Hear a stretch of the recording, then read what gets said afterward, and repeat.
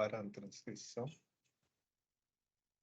Então, iniciando o nosso encontro do grupo de pesquisa, aqui do mês de outubro, e neste mês, né, a gente convidou alguns alunos do PPGN, alguns mestrandos, para apresentar suas dissertações, suas pesquisas, seus projetos, aqueles que ainda vão passar pela qualificação, que é uma das finalidades do grupo, né? Então, a gente busca mesclar a teoria e prática, trazendo temas relevantes, né? E também dar esse espaço para os mestrandos, assim, antes das bancas de projeto, das bancas finais, ter essa oportunidade, vamos dizer assim, de treinar, né? E de receber um feedback do pessoal aqui presente, para qualificar também e comunicar a sua pesquisa em última análise, né? A ideia é essa, além dessa oportunidade de treinar, é comunicar, né, a pesquisa, para que as pessoas possam conhecer um pouco mais do que a gente está pesquisando. Depois a gente salva, né, essa gravação e a gente coloca lá no nosso canal do YouTube também, para que as pessoas possam acessar. Então, de antemão, agradeço, né, inicialmente o primeiro que vai apresentar o Wexler. Patrícia, suas considerações iniciais aí? Não, nada a considerar, bem representada na tua fala. Acho que vamos direto aí para o Wesley e a gente segue conversando, porque é um grupo de conversações, né? Então, depois da apresentação, a gente tem muito que discutir aí, vai ser bem bacana. Então, tá. Obrigada, viu, Wesley? Depois agradecemos ao Fábio e ao Gustavo também. Eu que agradeço aí, gente. Obrigado pela oportunidade de falar um pouquinho, de fazer um ensaio aí do que a gente vai ter na semana que vem, né? Que para a gente é uma etapa muito importante na nossa vida acadêmica e profissional. Então, muito obrigado aí pelo espaço. Podemos começar? Vamos lá. Tá bom. Vocês estão vendo a apresentação já em modo apresentação, né? Sim. Tá bom. Então, vamos lá, gente. Deixa eu iniciar aqui o meu... Bom. Gente, a minha dissertação de mestrado, então, eu sou da turma de 2020, assim como o Fábio, né? E o meu trabalho ele tem um foco aí, tem o nome de Business to IT Model Canvas, tá? Então, a gente é da turma do mestrado profissional do Unicinos aí, e a orientação é do professor Freitas aí, que tem me ajudado muito nesses últimos 1 ano e meio a botar esse cara aqui no papel e a chegar onde a gente está chegando hoje, tá? Então, eu vou apresentar para vocês o Business to IT Model Canvas, que é a minha dissertação de mestrado do programa da Unicinos, tá? Então, qual que é o nosso tema aqui, tá? O tema que a gente focou e aí o nosso objetivo aqui é criar um framework para que as empresas em geral possam criar business cases de projetos de tecnologia da informação. Então, a gente tem alguns elementos aqui um pouco separados, né, em termos de uma organização geral poder criar um business case, mas de TI, não um business case normal de um plano de negócio, de uma expansão, mas é trabalhar aqui, né, dentro da TI, dentro da empresa, como as empresas, as áreas de negócios das empresas possam criar esses business cases específicos para projetos de tecnologia da informação, tá? E agregando aí valor para os seus clientes numa análise final, que a gente entende aqui, a gente pesquisou também isso, o quanto a TI ela pode servir a cadeia de valor das organizações. Então, essa é uma ferramenta que visa promover a qualidade e principalmente a comunicação entre área de negócio e TI dentro das empresas. Então, o nosso problema é, dentro do contexto empresarial, como as áreas de negócio podem criar business cases competitivos que traduzam suas necessidades e se conectem com as áreas de tecnologia da informação. Então, aqui, por isso que a gente botou aqui um quebra-cabeça, porque muitas vezes dentro da organização é isso, né? É um negócio tendo uma necessidade, a TI está lá dentro, mas como é que é essa comunicação, né? Como sai uma necessidade do negócio e chega até a TI para ela entender, para ela criar o projeto, para ela executar e entregar o projeto? Então, o nosso problema é esse. Como facilitar essa comunicação, como facilitar esse alinhamento entre o negócio e a TI dentro da organização, através dessa proposta, desse artefato, desse framework que a gente vai apresentar aqui um pouquinho mais adiante, tá? Então, esse é o nosso problema, tá? Dentro das empresas, como criar e facilitar a criação de business case de projetos de TI. Então, o objetivo geral é produzir esse artefato, né? É produzir e entregar um framework, uma ferramenta, tá? Onde a empresa, a área de negócio, ela possa pegar esse artefato e o artefato possa guiar, possa ajudar a área de negócio a criar um business cases específicos de projeto de tecnologia da informação. Os objetivos específicos do trabalho aqui, identificar e classificar os principais problemas que as empresas, as que tentam fazer esse trabalho, quais são os problemas que elas enfrentam nisso. A minha empresa quer criar um business case de TI, mas eu não estou conseguindo fazer isso por quê? O que está me impedindo? O que é difícil para mim dentro da empresa para fazer? Então, esse é um objetivo que a gente buscou aqui identificar. Tá? Procurar na literatura se existia alguma base, alguma ferramenta, algo que pudesse auxiliar as empresas a fazerem esse trabalho. A gente vai falar um pouquinho sobre isso depois, o que a gente achou, o que a gente não achou. Né? Utilizar um grupo focal de especialistas para ver esse framework na sua primeira versão, avaliar e nos dizer se o caminho está certo ou não, se é válido ou não criar business case de TI, se a ferramenta cumpre o seu propósito dentro da organização. Então, através de grupo focal, foi a estratégia que a gente achou para ter mais expertise e ter mais qualidade na criação e validação desse framework, tá? E a validação desse cara foi feita dentro da empresa que eu trabalho hoje. Eu trabalho dentro da Pandora, que é uma joalheria global, e a gente conseguiu aplicar esse framework desenvolvido e concebido aqui dentro da Pandora, dentro do time aqui do Brasil. Eles utilizaram um framework e a gente conversou sobre isso para ver se realmente esse artefato, esse resultado foi efetivo para a Pandora ou não, no quesito de criar business case de projeto TI. Tá? Então, esses são os objetivos específicos deste trabalho. Tá? Então, qual que é a justificativa e relevância aqui? Como comentei um pouquinho no início, hoje em dia, uma empresa que não tem TI, olha, é difícil encontrar. Quando a gente perde até para pequeno porte, médio ou grande porte, a gente já sabe que a TI ela é extremamente estratégica. Obviamente que ela não é mais estratégica que pessoas, eu sempre defendo isso. A gente está aqui num grupo de estudo de gestão de pessoas, a gente tem que falar disso. Pessoas sempre em primeiro lugar, independente da tecnologia que a gente vai ter. Mas a TI, ela vem ali, ó, grudadinho na fila em termos das ferramentas estratégicas, não ferramentas, mas não é nem mais ferramenta, é base, a estratégia da empresa, ela tem que ter TI. Tá? Então, a TI, ela cada vez está, a tecnologia ela está evoluindo cada vez mais e as empresas estão necessitando cada vez mais de tecnologia dentro da organização. Tá? Então, a cada 10 anos, praticamente dobra a necessidade. Hoje, é difícil a gente ver alguma coisa que não tenha alguma coisa de tecnologia por trás. Que não tenha um sistema, que não tenha uma rede social, que não tenha alguma coisa que é digital. Né? Então, a gente entende aqui que é extremamente relevante isso. Tá? A gente facilitar essa comunicação dentro da empresa para que a empresa consiga usar a TI da melhor maneira possível e assim aumentar o seu resultado. Tá? Eu trabalho com TI há mais de 20 anos já. E assim, essa comunicação dentro das empresas ela não é fácil. Tá? São pessoas. E são pessoas de diferentes áreas, diferentes backgrounds e conhecimentos.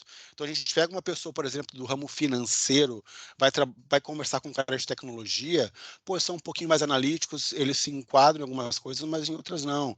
Bota uma pessoa de marketing conversar com um cara que é extremamente analítico de TI, sabe? Às vezes a conversa não fecha. Às vezes a TI acha que o cara está sonhando demais, ou o cara do marketing acha que a TI está sendo sistemática demais. Então, ter uma ferramenta que possa padronizar isso, entendemos que seja interessante. E a pesquisa nos ajudou também a validar isso. Tá? Então, a gente também trouxe aqui que criar business cases de TI dentro das organizações pode ser algo que vá profissionalizar isso. Né? Porque hoje as empresas, as que não utilizam isso, elas podem usar essa ferramenta para deixar um pouco mais formal, um pouco mais elegante e ter um pouco mais qualidade nessa comunicação do que a área de negócio quer quando ela precisa de algum projeto de TI. Então, esse intraempreendedorismo dentro da organização, onde a área de negócio ela vai criar um business case interno de TI, é algo elegante, é algo que tem sentido, é algo que a empresa pode usar e pode se beneficiar, tanto em termos de padronização, ou tentar padronizar um pouco dessa comunicação, a formalização dela, quanto de promover o empreendedorismo mesmo, né? Que a empresa possa fazer isso de uma forma formal, com uma documentação, utilizando uma ferramenta específica para isso. Tá? Então, em resumo, justificamos a relevância que isso tem pela necessidade que as empresas têm no uso de tecnologia e também pela dificuldade que algumas dessas empresas encontram. A gente não pode generalizar, obviamente, né? A gente não conhece todas as empresas, mas a gente entende que conseguindo estruturar um pouco melhor esse processo, ele é relevante, sim, no uso específico dessa ferramenta para a criação de business case de TI. Tá? A gente fez uma pesquisa bibliográfica em termos de metodologia ou tecnologia da informação e business case ou case de negócio. Nós não encontramos nenhum trabalho específico nesse ponto. Vamos, ferramenta que auxilie na criação de business case de TI, tá? O framework para a criação de business case para projetos de TI. Tem alguns projetos paralelos que falam um pouquinho de business case, que falam um pouquinho de TI, mas não com os dois juntos, né?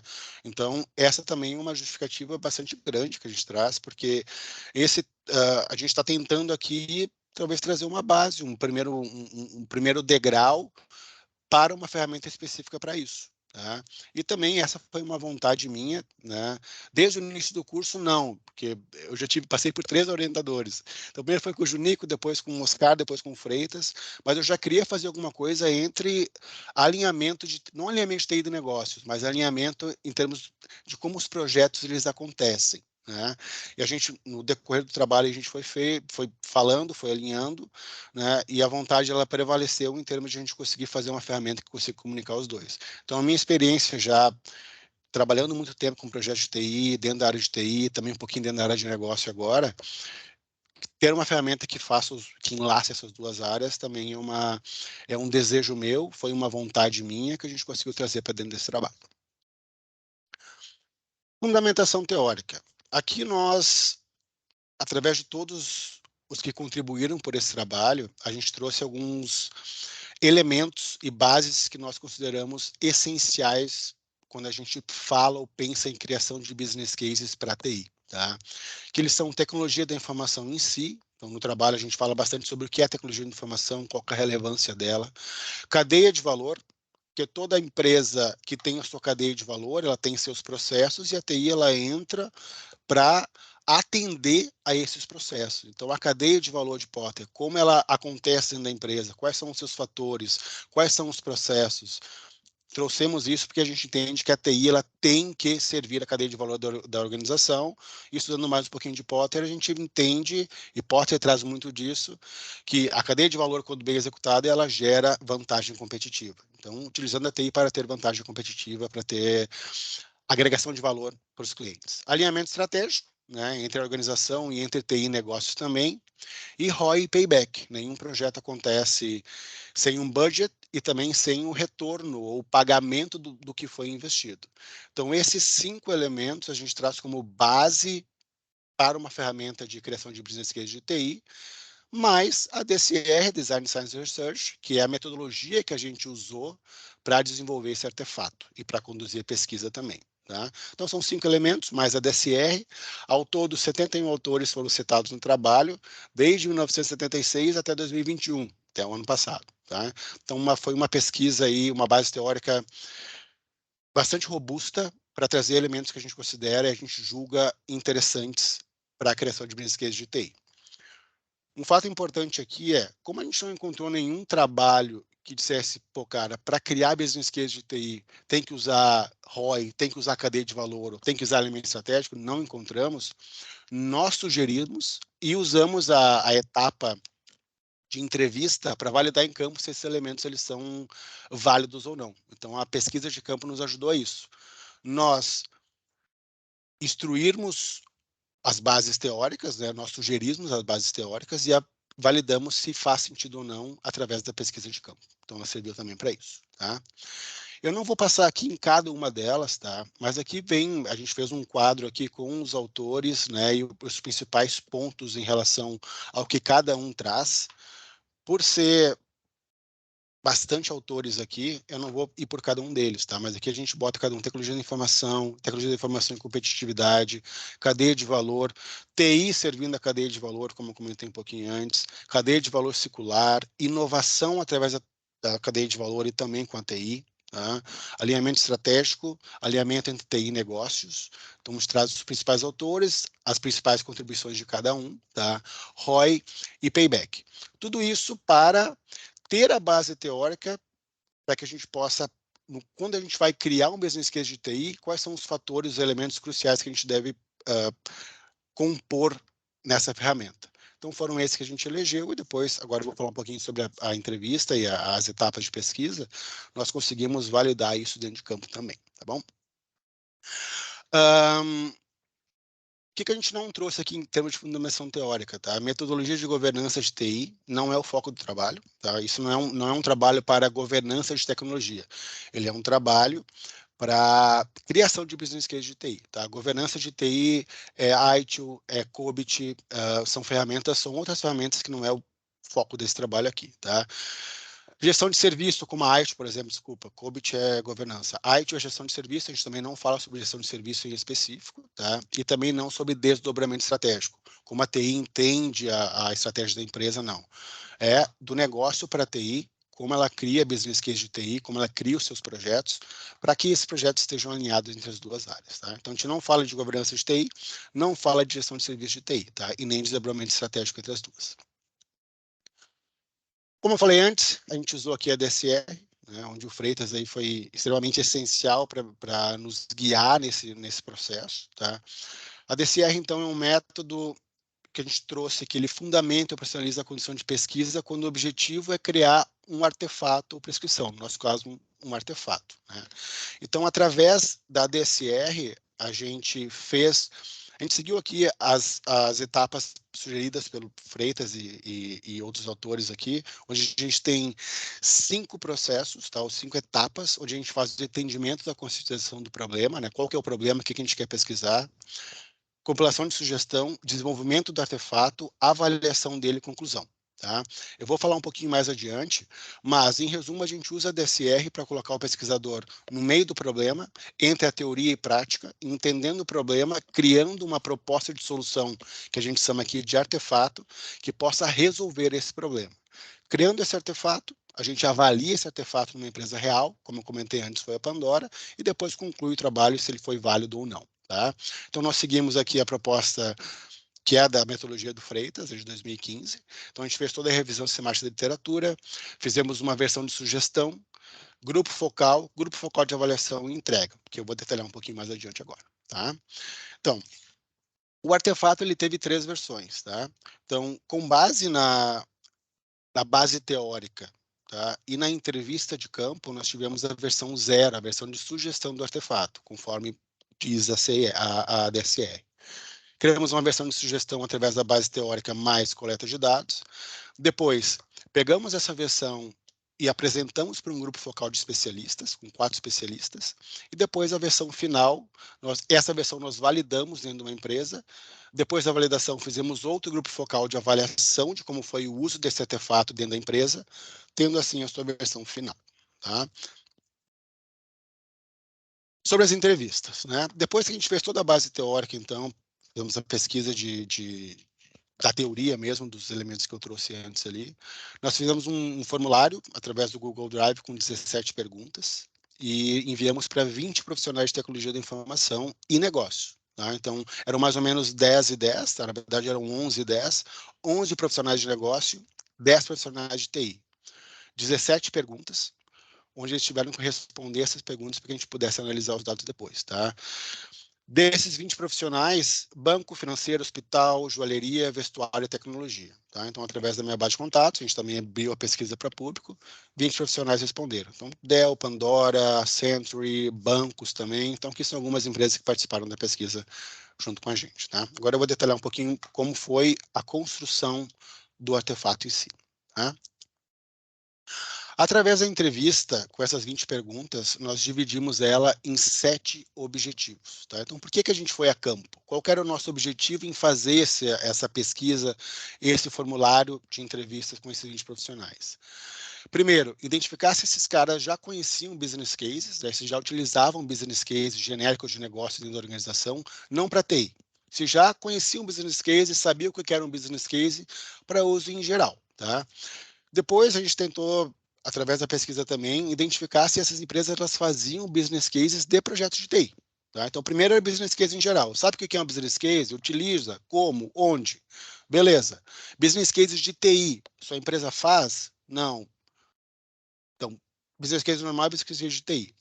Depois, para as empresas que fazem business case de TI, nós buscamos identificar quais são os problemas e dificuldades enfrentados na criação disso, que é um dos objetivos específicos do trabalho. Então, para as empresas que fazem business case de TI, qual que é a dificuldade dela? O que elas enfrentam? Né? Quais são os problemas que ela tem quando elas fazem essa atividade? Tá? Buscamos entender também se essas empresas consideram válido ter uma ferramenta para criar business case de TI, porque as empresas a gente pode aqui criar uma ferramenta excelente, mas se o campo, se as empresas entendem que não é relevante, que não é necessário, o objetivo do trabalho fica um pouco fora de contexto, né? Então, a gente buscou aqui criar uma ferramenta que as empresas querem, que buscam. Então, através da entrevista, a gente foi atrás disso também, tá? Validamos também as bases teóricas que foram sugeridas, né, tanto por mim quanto pelos orientadores. Então, cadeia de valor, ROI, payback, o grupo considera, esse grupo de 20 profissionais, considera isso como efetivo? Faz sentido ter ROI quando for criar um business case de TI? Faz sentido levar a cadeia de valor em consideração? Então, validamos as bases teóricas que foram sugeridas através dos autores do trabalho. Tá? Sugestões, né? Então, entendendo que o cara faz business case de TI ou não faz, mas ele quer fazer, ele entende que os elementos como a cadeia de valor, ROI, payback são interessantes. Quais as sugestões que esses profissionais nos dão? Quais elementos que esse business case, essa ferramenta deveria conter? Então, fomos a campo e pedimos sugestões desses 20 profissionais também, tá? E informação sobre o perfil dos participantes da pesquisa em geral, que é nome, a idade, quanto tempo na empresa, que na dissertação a gente bota um pouquinho disso, explicando como foi o grupo, né? Qual que é o perfil do grupo de entrevistados, tá? Depois dessa etapa de entrevista, então, nós elaboramos 17 insights, analisando todas as respostas, tá? Com esses 17 insights, mais a base teórica, nós criamos a versão de sugestão, que é a versão 0 do artefato que eu vou falar aqui, tá? Então, objetivos do trabalho. Só para a gente alinhar assim, e também como é um treinamento, também é uma oportunidade, tu está com quase 20 minutos no dia, tu tem até 30. Então, tentar dar uma agilizada aí para a gente fechar. E depois as outras sugestões eu vou te passar no final, Patrícia também. Beleza? Só para controlar o tempo. Tá, estamos em 20 aí, né? Beleza, vamos lá. Então, através dessa análise da coleta da entrevista, 17 insights foram criados, né? Então a gente pegou a pesquisa de campo, mais que é a análise das entrevistas, e criamos essa versão 0 de sugestão do artefato, né? Então essa versão sugestão 0, que é a versão de sugestão, ele surgiu com 11 elementos, que são esses aqui, né? Problema, resumo do usuário, patrocinador, área cliente. Então, todos os elementos aqui com base na sugestão dos pesquisadores, com a base teórica, como processo da cadeia de valor, descrição do custo e payback, tá? E as entrevistas. Aqui temos a versão de sugestão do framework, tá? Então, essa é a primeira versão dessa ferramenta, desse artefato, dessa proposta de solução nossa para as empresas que querem business case para TI. Tá? Então, essa foi a primeira. O que nós fizemos com isso? Né? A gente foi para a versão de desenvolvimento, então a gente pegou essa versão de sugestão, tá? E submetemos ela a um grupo focal de especialistas para avaliar essa ideia, né, essa sugestão de uma ferramenta que auxilia as empresas a criar business cases de TI. Tá? Então, nós fizemos um grupo focal com 4 participantes, tá? 2 de TI, 2 de negócios, da Pandora, time do Brasil, onde a gente botou esses caras numa sala e a gente começou a falar sobre o trabalho em si, os seus objetivos, apresentando essa primeira versão aqui para eles e tendo feedback de se ela é válida ou não nessa proposta de criar business case de TI, tá? Resultado desse grupo focal, tá? 6 dos elementos apresentados sofreram modificações relativas à nomenclatura e objetivo, 4 foram adicionados, 2 foram removidos e 5 não sofreram alteração. Tá? Então, depois do grupo focal aí de avaliação da sugestão, a gente chegou nessa versão 1 do framework. Tá? Então, a gente tem agora aqui em amarelo as principais contribuições do grupo focal. Tá? Em laranja ainda a gente tem a sugestão que saiu da base teórica e do pesquisador, em verde a base teórica e as entrevistas em azul. E agora em amarelo o grupo focal de especialistas. Então, nessa situação também a gente detalha cada um dos elementos, o que sofreu, por que modificou cada um dos elementos e o porquê, né? Mas versão 0 e essa agora é a versão 1. A próxima etapa foi pegar essa versão de desenvolvimento 1 que saiu do grupo focal e aplicar ela dentro de uma empresa, fazer a avaliação desse cara, uma empresa usando esse framework para criar um business case para projeto de TI. E foi o que fizemos, né? Então, tanto esses dois aqui, que é o Igor, que é o contador da Pandora no Brasil, e o Rafael, que ele é representante de TI para o Brasil, o Igor usou essa ferramenta para criar um business case real de um projeto, uma necessidade que ele tinha, e o Rafael, por sua vez, pela parte de TI, avaliou esse business case. Tá? Então, esse foi o business case que o Igor criou. Seria um projeto para a criação de alguns relatórios em nuvem do RP. Então, ele preencheu todos os elementos aqui, selecionou, marcou cada um dos processos e tal, e o Rafael, por sua vez, avaliou esse cara, e fizemos uma nova rodada de grupo focal para avaliar como foi o uso. Como resultado do grupo focal de avaliação, depois do uso do framework dentro da empresa, 6 elementos sofreram modificações, tá? 1 elemento foi adicionado e 1 elemento foi removido, e 8 não sofreram alterações. Tá? Então, após a avaliação, após conversar como foi o uso do framework dentro da empresa, chegamos nessa versão aqui. Tá? E agora a gente tem mais um elemento aqui, que é o grupo focal de avaliação, que sugeriu colocar sistemas impactados internos ou externos. Tá? Como um resultado, tá? A primeira versão de sugestão ele tinha 13 elementos. Né? A de desenvolvimento, incluímos mais 4 elementos, alteramos 6, removemos 2, ficou no total de 15 elementos, o business plan no total. E na avaliação, depois que a gente aplicou dentro da empresa, 1 elemento foi incluído, 6 foram alterados, 1 removido e se manteve em 15. Então, essa aqui foi a versão final, depois da utilização, um canvas onde a área de negócio coloca as informações do seu projeto para que a TI receba e avalie isso. Tá? Então, quais são os resultados aqui que a gente trouxe através do trabalho? Né? A gente validou a real necessidade e vontade das empresas de utilizarem business case de TI. Então, através das entrevistas, a gente validou que é uma real necessidade dentro das organizações. Né? Identificamos os principais problemas e dificuldades na criação de business case de TI. Então, os elementos que foram compostos nessa versão, que eu vou mostrar aqui um pouquinho mais adiante a versão final, eles foram com base nas dificuldades. Por exemplo, cara, a TI, a área de negócio sempre pede uma coisa, mas não tem prazo, não tem os processos que são impactados. Então, o framework ele foi composto com base nisso. Né? Então, entendemos e validamos que a ferramenta ela é realmente uma ferramenta que auxilia na comunicação entre TI e negócios e alinhamento de estratégia entre ambos, tá? E como estruturação também da comunicação entre novos projetos entre a área de negócios e TI. Tá? Então, esses foram os principais resultados que a gente encontrou, conseguimos aplicar e validar a veridicidade e o resultado da aplicação prática desse framework dentro da empresa. Tá?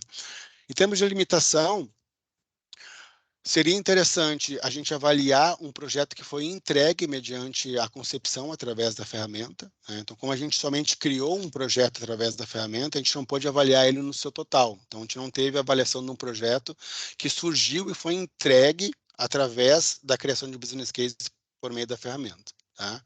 E a abrangência também. Como a gente validou isso dentro de uma empresa que é uma joalheria de varejo, não validamos em outros ramos, como banco, como TI em si. Então, é uma limitação, por quê? Porque ela foi validada dentro de uma empresa varejista de comércio de joias. Tá? Então, essas são as 2 principais limitações que a gente entende aqui do estudo. Tá? Para eventos futuros, a aplicação da utilização do framework num grupo distinto de empresas, então, para tentar deixar ele mais abrangente. Né? Então, a gente utilizou dentro de uma empresa varejista, mas poderia utilizar dentro de um banco, dentro de uma seguradora, com mais empresas para deixar ele mais abrangente. E a automatização desse framework através de um software, de uma versão digital, também pode ser interessante. E por vários momentos isso foi sugerido. Tá? Pô, cara, isso aqui seria ainda melhor se a gente conseguisse colocar ele dentro de um software, de uma versão digital, que a gente possa ter inputs automáticos de dados, que a gente possa ter versões e enviar esse cara para diversas pessoas, para outros setores. Então, a digitalização dele seria uma boa oportunidade para estudo futuro. Tá? Então, o resultado final a gente nomeou como Business to IT Model Canvas, então é um Business Canvas com 15 elementos, né? Onde tem a cadeia de valor aqui no meio, com os processos impactados e subprocessos de destaque, né? Onde a área de negócio tem que preencher e mandar para a TI. Também fizemos aqui um guia de uso, onde a gente explica cada um dos elementos e como esse framework pode ser usado, em versão digital através do PowerPoint ou impresso em folha A2 ou folha A4. Tá? Então, o Business to IT Model Canvas foi o resultado final, foi o nosso framework entregue, validado nas empresas e entendemos que ele foi, sim, efetivo, a gente descreve isso bem na dissertação também, no uso e no auxílio das empresas para criarem business cases específicos para a tecnologia da informação. E é isso. Muito obrigado. Obrigado, Wexley, pela apresentação. Muito boa. Eu anotei aqui algumas considerações, mas vou deixar assim, acho que é melhor ouvir o pessoal que está mais externo ao teu projeto, né, para a gente poder qualificar. Patrícia. Eu gosto muito desse nosso modelo de grupo de pesquisa, quando a gente também tem a oportunidade de olhar para aquilo que os nossos alunos estão produzindo. Eu acho que é um dos grandes pilares aí que a gente tem e que nos constitui como grupo, assim, né? Então, assim, antes de mais nada, de verdade, não é para a forma que eu vou dizer parabéns, Wesley, pelo que tu apresenta, né? E a ti também, Freitas. E eu fiquei escutando principalmente quando se passa por tantos orientadores, né? Então, tem um mérito bem bacana que deve ser destacado aqui, né? Eu não vou me alongar, até porque tem outras pessoas no grupo que, de repente, têm perguntas ou comentários, né? Estou vendo ali a Lu hoje, lá de psicóloga, tão bonita que tá, Lu. Assim também está o Thales, né? O Fabiano Carpes, que nos acompanha sempre, além dos nossos bolsistas. Eu vou fazer alguns comentários, tá? De quem não conhece teu projeto, tá, Wesley? Então, tu e o Freitas vão filtrar depois. Tá bom. Primeira coisa que eu acho que poderia trazer na tua contextualização é o que a gente chama desta ancoragem. Qual é a concepção que tu assumiu no teu trabalho para designar business case? Porque tu assume que o teu interlocutor já sabe o que é isso, né? E vai adiante. Pode parecer um preciosismo, mas já que tu tenta toda a pesquisa a partir dessa concepção, né? Seria legal, na minha opinião, já na contextualização deixar claro, assim, a noção que tu adota, e isso pode ser, inclusive, uma das boas entregas que o teu trabalho permite fazer, né? Então, de tudo que tu leu, de tudo que estudou, qual é a concepção que tu adota e que tu compartilha, né? E talvez também tu faz isso, mas estou bem colocando no meu olhar, né? Talvez de quem está muito longe, talvez não tenha percebido tanto. De destacar onde que isso é aplicado e por que uma aplicação em TI é especialmente interessante e contribui, sobretudo, na tua prática como mestre profissional. Tá, né? Uma observação que eu ia fazer, eu vi que a própria metodologia já te respondeu, eu fiquei assim, tive uma dissonância cognitiva quando diz ali riscos ruins e riscos bons, né? E eu, tá, mas o que são riscos bons? Tá, mas eu vi que isso já rodou, né?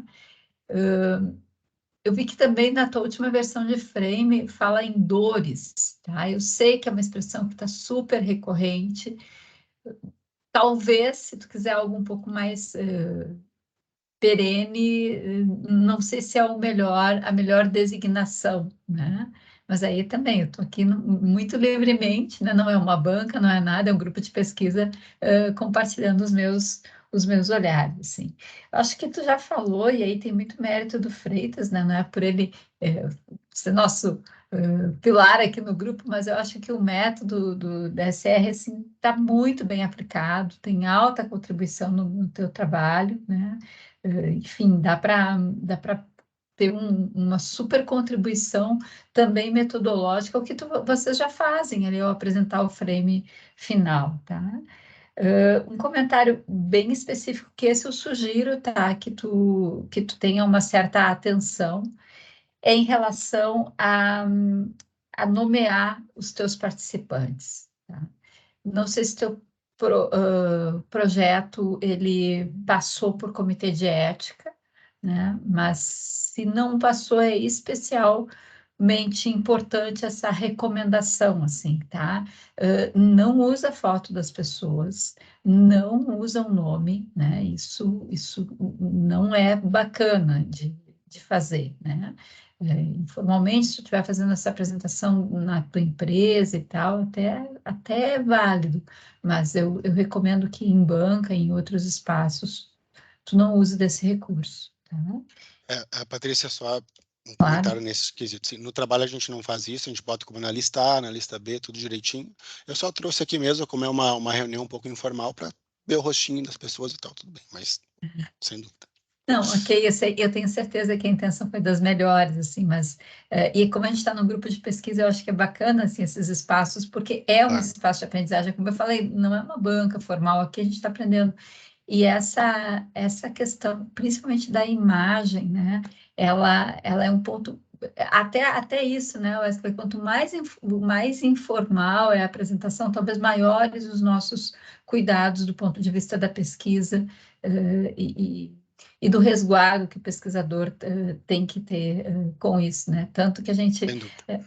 um detalhe, assim, aqui, quando a gente vai gravar o grupo de pesquisa, porque sabe que isso vai ficar disponibilizado, né? De se certificar que as pessoas estão cientes de que está gravado, né? De que temos esse consentimento, ainda que informal, mas ele precisa ser de livre adesão e tem que ser esclarecido, né? Onde é que vai parar essa gravação, quem é que pode acessar, né? E no mesmo caso. Então, é bem um detalhe, mas tomo a liberdade aqui de te trazer. E acho que está muito legal, todas as considerações, bem bacana mesmo, bem redondinho. Um ponto só que talvez pudesse pensar ainda mais destaque ali no final, se seria recomendado, é importante, ou qual a disponibilidade das pessoas que vão usar esse modelo, receber algum tipo de capacitação para o uso. Então, assim, esses são os meus comentários e super parabéns mesmo.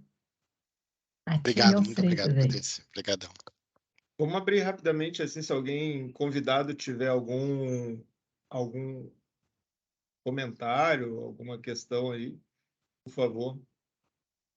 Podem levantar a mão, quiserem escrever no chat, eu acho que é bem legal. Não se acanhe, eu sou aluno de graduação, o que eu vou dar um pitaco na trabalho Aqui é o lugar para dar pitaco, né? né? Então, se alguém tiver alguma dica, alguma sugestão, alguma pergunta, também acho que é interessante. Fiquem bem à vontade. Gustavo conseguiu entrar, que bom. Pois é, eu estava aqui falando, vi que entrou uma mensagem dele, mas eu não tinha ainda conseguido. Desculpa, Gustavo, estava aqui comentando o primeiro trabalho, não te puxei a tempo. Que bom que tu chegou. Mandei não, eu estava tentando com o link, eu não conseguia, não sei o que deu daí com o link que feito, não consegui. Beleza. Tá. Thales, quer falar alguma coisa, Thales? Eu gostaria de parabenizar a senhora Wesley. O trabalho ficou bem sucinto. Peço desculpa pelo atraso, na verdade eu estava tentando conectar, não conseguia. Acho que a conexão está um pouco lenta, mas o trabalho é uma apresentação boa.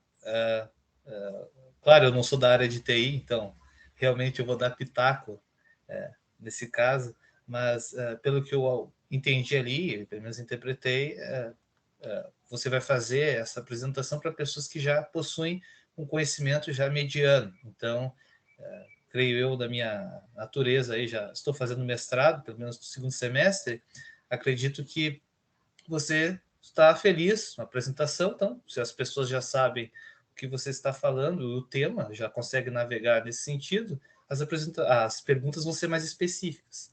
Agora, em caso geral, provavelmente as pessoas vão perguntar com um termo mais, um pouco mais teórico, principalmente aí na parte da introdução. Eu gosto de avaliar bastante a introdução porque é o ponto principal.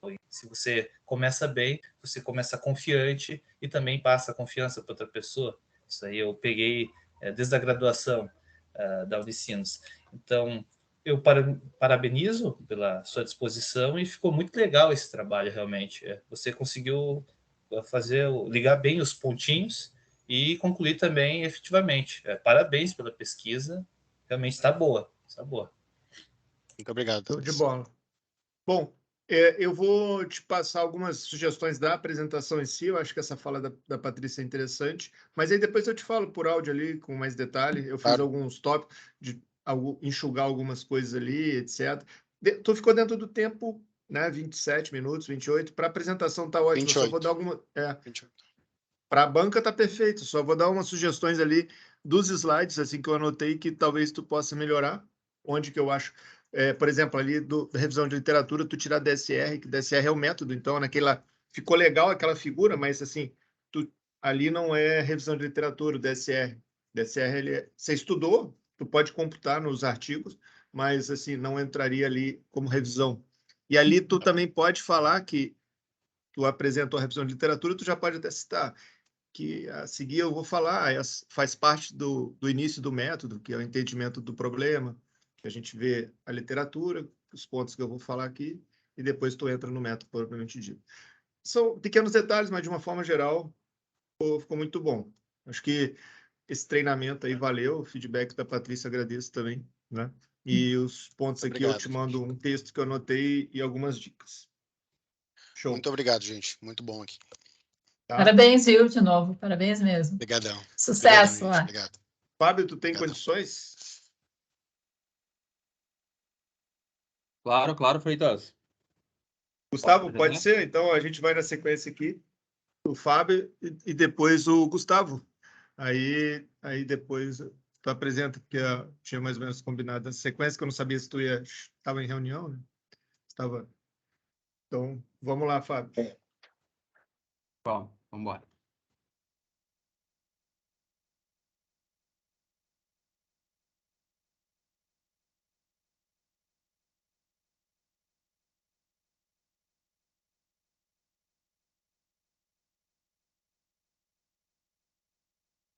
Tá em apresentação?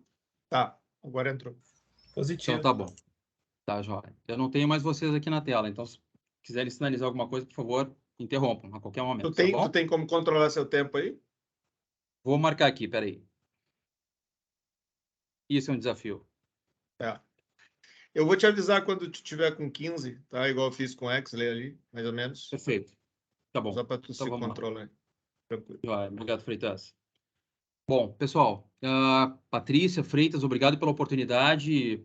Diria assim que nesse horário nobre aqui, né, especificamente de um espaço de liderança, então muito bom tá tendo a oportunidade de falar com vocês, com o grupo, de trazer aqui a minha apresentação para a gente dar uma trabalhada antes da final, que é na semana que vem. Então, obrigado pela oportunidade.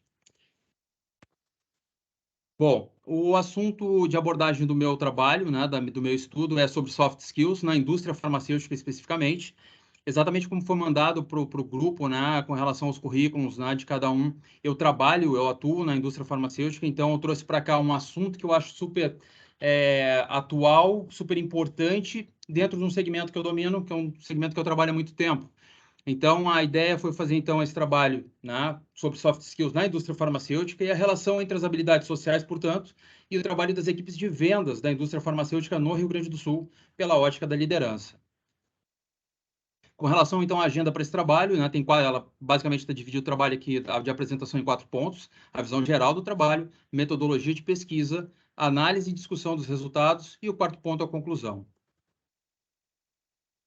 Então, com relação à visão geral, né, aí a gente entra um pouco na questão da contextualização. Basicamente, o que passa aqui, não só no segmento farmacêutico, mas é que a gente realmente está inserido numa sociedade em constante transformação, muita tecnologia, competitividade e mercado muito dinâmico, né, com relação às coisas que vêm acontecendo. Entendo também que as organizações, exatamente como o Wes até colocou, né, são basicamente feitas por pessoas, então entender exatamente desse ativo que é o mais importante dentro desse ecossistema é fundamental, obviamente. Em cima dessas 2 primeiras colocações, eu acho que é importante dizer, né, que as lideranças precisam hoje em dia ser cada vez mais ágeis, flexíveis, rápidas, né, adaptáveis ao momento e, acima de tudo, atento às tendências. A indústria farmacêutica, né, dentro desse contexto, obviamente, aqui é super importante mencionar que a gente está falando de um segmento muito forte economicamente, de muita competitividade, né, baseada em tecnologia e inovação, muitos investimentos e, necessariamente, mão de obra muito qualificada. né, necessariamente nesse sentido. Percebe-se que ainda existe um foco muito demasiado, né, em relação a hard skills, né? Ou seja, então a gente entende que esse equilíbrio precisa acontecer e já vem acontecendo. O fato é que realmente a questão das habilidades sociais, principalmente na questão da liderança, ela é imprescindível e ela vem ganhando cada vez mais espaço realmente. A pandemia, como último ponto aqui em relação ao contexto, né, também acentuou aspectos sociais muito graves. A gente passou por um momento muito difícil que resultou em incertezas econômicas, então pediu para nós líderes muitas habilidades nesse sentido, né, que exatamente estão ligadas às habilidades sociais. A gente passou por um momento terrível, com impacto direto na questão da saúde das pessoas e com impacto também na economia, nas empresas, né? Com muitas demissões. Então, assim, ter essa habilidade para poder conduzir esse momento foi fundamental, foi crucial. Portanto, né, em cima desse contexto, a gente traz aqui, então, uma questão de pesquisa, né, com base em tudo que a gente relata aqui na questão da contextualização, de como os líderes de vendas, portanto, percebem o papel das soft skills no trabalho das suas equipes na indústria farmacêutica, as equipes de vendas da indústria farmacêutica do Rio Grande do Sul. Desculpa, eu não sei se esse é o meu computador, mas o slide anterior eu não consegui ver a imagem nenhum. É assim mesmo? Só para Aqui, mim Patrícia, eu no voltei anterior. na tela. O anterior, contextualização? Agora Sim, apareceu. Antes apareceu, acho ele que... não. Ah, não estava Desculpa. aparecendo antes? Não, mas eu Não, bem achei que capaz, fosse o meia Patrícia. rede aqui que estava, só que eu não conseguia ler. Tá bem, Não, obrigada. tá enxergando, né? Ok, beleza. Então, evoluímos aqui para a questão do problema de pesquisa, conforme já mencionei, né? Então, é como os líderes de vendas percebem o papel das soft skills no trabalho de suas equipes na indústria farmacêutica do Rio Grande do Sul, especificamente. Para tal, então, a gente traçou alguns objetivos. O objetivo geral, portanto, é analisar a influência das soft skills nas equipes de vendas da indústria farmacêutica do Rio Grande do Sul e como os líderes neste segmento enxergam essa relação. 3 objetivos específicos foram traçados aqui, então, nessa pesquisa. Conceituar liderança e soft skills, identificar o nível de conhecimento desses líderes, né, de vendas da indústria farmacêutica no Rio Grande do Sul sobre soft skills e suas percepções quanto à importância dada por suas empresas em relação ao tema, e apurar as percepções desses líderes sobre as soft skills essenciais e a possível influência em seu trabalho junto às suas equipes de vendas. Com relação à justificativa, ou seja, quando a gente olha para o campo teórico-científico, né, a gente vê que existem muitos estudos sobre soft skills. De novo, é um assunto bastante atual, bastante contemporâneo, bastante mais discutido recentemente, bastante mais discutido recentemente. Em diversas áreas, a gente vê, realmente encontra bastante material, mas poucos estudos, pouco material em relação à interface com a liderança de vendas na indústria farmacêutica. Então, aqui surgiu uma oportunidade, né, de uma área de interesse, por isso, então, que eu segui por esse caminho. É um tema também bastante atual, como acabei de mencionar, né, com perspectivas tanto no âmbito de negócio, na área empresarial, quanto no âmbito acadêmico. Sob o ponto de vista da perspectiva prática, frequentes publicações de matérias em diferentes mídias abordando o tema, a gente encontra com bastante frequência e cada vez num número maior e mais seguido, realmente, né, a gente consegue ter acesso. E também, sobre a perspectiva prática, há uma oportunidade aqui de uma contribuição para as empresas, especificamente nesse segmento estudado. Quando a gente vê a perspectiva, então, do pesquisador, aqui no caso, né, a possibilidade de uma especialização num tema em especial, um tema de interesse, obviamente, em especial, e a oportunidade de colocar em prática os resultados e aprendizados obtidos aqui através do estudo. Com relação à fundamentação teórica, né, pessoal, eu trouxe realmente só alguns aos autores mais importantes, digamos assim, que eu utilizei como base nesse trabalho. De novo, o trabalho fica à disposição de todos vocês, ele está bem, acredito que ele está bem apanhado em relação à questão da fundamentação teórica, então eu só trouxe aqui para exemplificar alguns nomes que são realmente importantes em cada um dos assuntos abordados, né? Liderança, soft skills, líder e indústria farmacêutica, então não tenho, acho, necessidade de entrar, embora tenha uns conceitos mais importantes aqui de soft skills, que eu achei importante trazer, mas só para a gente realmente não se alongar demais, eu vou seguir pelo trabalho, de novo, mencionando que o trabalho, acredito eu, que tem uma boa construção teórica para quem precisar, a partir dele, fazer os seus trabalhos ou buscar pesquisa sobre o assunto neste meu trabalho, tá bom? Eu não sei se é a rede, mas às vezes demora para passar mesmo. Mas fica tranquilo, não tem problema, pode seguir. É porque agora aconteceu o que aconteceu com a Patrícia, mas não tem estresse. Aí... Pode ser a minha internet aqui, realmente. Pode ser a sua. Mas tranquilo, não te preocupe. Tá bom. Tá enxergando esse slide agora que está é a metodologia de né? pesquisa. Isso. Perfeito. Então, vamos seguir. Com relação à metodologia, pessoal, portanto, foi uma pesquisa qualitativa, né? Ou seja, de nível de pesquisa exploratória descritiva, com uma abordagem metodológica de pesquisa de campo, bibliográfica e documental, né? através de questionários de perguntas, de entrevistas semi-estruturadas, desculpa, e com relação à técnica de análise de dados qualitativos, a gente usou análise de conteúdo. Tá? Eu até tinha alguns slides entrando um pouquinho mais na questão de referências em cada um dos pontos, mas não acho necessário. Eu vou seguir para o ponto principal, que o instrumento de pesquisa, então, portanto, foi um questionário com respostas abertas. O público foram 10 líderes da indústria farmacêutica, 5 de capital estrangeiro, 5 de capital nacional, 5 mulheres e 5 homens. O questionário foi aplicado de forma única. 9 desses questionários foram aplicados, as entrevistas foram feitas de forma presencial e um via Teams, porque foi inviável realmente conciliar agendas. Mas eu preferi realmente fazer isso de forma presencial. Eu acho que esse contato face a face ganha uma outra dimensão e realmente achei bastante interessante, foi super bom, super proveitoso. Com relação à análise e discussão dos resultados. Deixa eu só ver meu tempo aqui, Freitas. 8 minutos. Bom, trago aqui, então, os dados sociodemográficos, né, conforme já mencionei para vocês. Procurei fazer, então, meio a meio em relação à questão do gênero, homens e mulheres.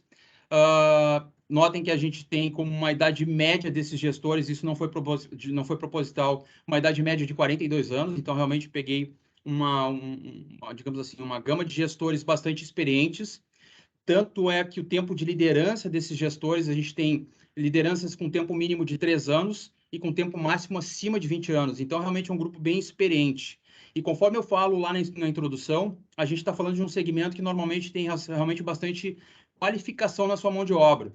Basta ver pela formação, a gente vê ali que a maioria das pessoas entrevistadas, dos entrevistados nesse trabalho, ou tem pós-graduação ou MBA, e o entrevistado 5 que aparece ali com um superior, já estava em finalização de MBA. Então, realmente, assim, foi um grupo bem... Não foi selecionado propositalmente nesse sentido, mas que trouxe exatamente essa imagem, né, do quanto realmente há qualificação nesse setor em relação à mão de obra. Tá bom? Bom, dos pontos, então, a serem atingidos, digamos assim, nesse processo, nesse estudo. O primeiro deles era, então, compreender a compreensão de liderança, né, e desafios do líder na indústria farmacêutica. Então, aqui a gente entende que os entrevistados trazem a sua visão de liderança de uma forma muito clara e muito alinhada com relação à literatura, né? Então, isso me permitiu, digamos assim, ousar um pouco, né, no sentido de formar aqui um conceito sobre liderança.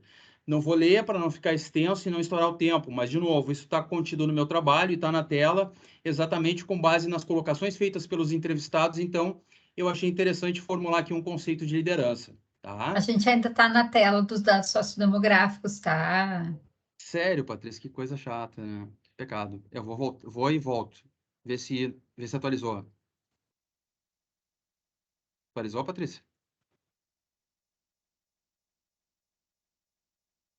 Eu perdi vocês, não mostro nada. Não atualizou. Oi? Estamos ouvindo. Não atualizou. Mas não atualizou. A tela não atualiza.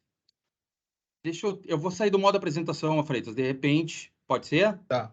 Não é o ideal, mas aparece aí na tela de vocês? Não. O que eu faço? É aquela apresentação que você mandou hoje ou mexeu em alguma coisa? Um outro detalhe, mas a base é aquela mesmo. Queres projetar? Depois eu posso tentar projetar aqui. Te agradeço. Ele está no OneDrive, por um acaso? Não. Porque assim, senão tu poderia usar o compartilhamento ali através do PowerPoint Live, que aí ele pega do OneDrive e normalmente não dá erro. Entendi. Vamos ver se o Freitas consegue ajudar com a projeção, então. Tô baixando aqui de novo. E vou parar meu cronômetro aqui também. Tá. Tranquilo. Tem o VAR aqui, fica tranquilo.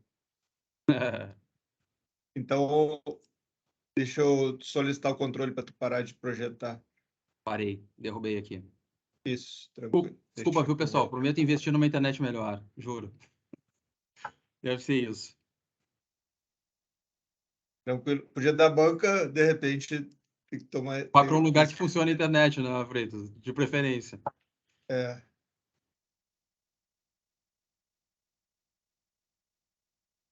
Tá aqui comigo. Vou compartilhar aqui a parte de onde tu parou. Tá bom, obrigado. Tá. Um segundinho, que aí vai mais rápido.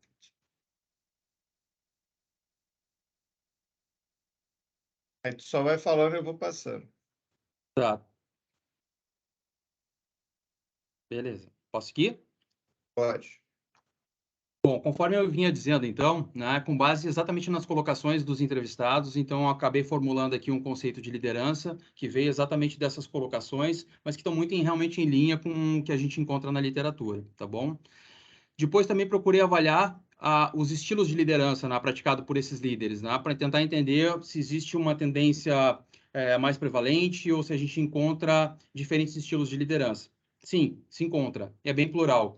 Eu consegui apurar aqui, em relação a essas entrevistas, 6 diferentes construtos de liderança, sendo que a liderança situacional ela é mais prevalente. Apareceu com as colocações de 4 entrevistados. Eles utilizam a liderança situacional como guia das suas lideranças junto às suas equipes.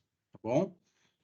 Os desafios apontados, quase que integralmente, elas estão conectadas com soft skills, com exceção de um só dos entrevistados, que de uma maneira muito sem nenhum tipo de viés ou nenhuma indução. Obviamente, a gente está fazendo uma pesquisa aqui falando sobre soft skills, então, natural que possa ter esse viés exatamente pela pesquisa. Mas a pergunta foi feita de uma maneira muito abrangente e muito livre para que o entrevistado pudesse trazer a sua percepção em relação ao que ele entende como desafio. Um deles acabou trazendo que realmente essa parte técnica seria mais importante para a sua equipe, em relação às avaliações de relatórios para melhorar os seus negócios. Mas quase que integralmente, portanto, apontam desafios como flexibilidade, resiliência, trabalho em equipe e estimular o autoconhecimento dos seus liderados, ou seja, integralmente associados a soft skills. Então, esse foi um outro achado aqui em relação a essa compreensão de liderança e os desafios que eles têm na indústria farmacêutica. Pode seguir, Freitas, por favor.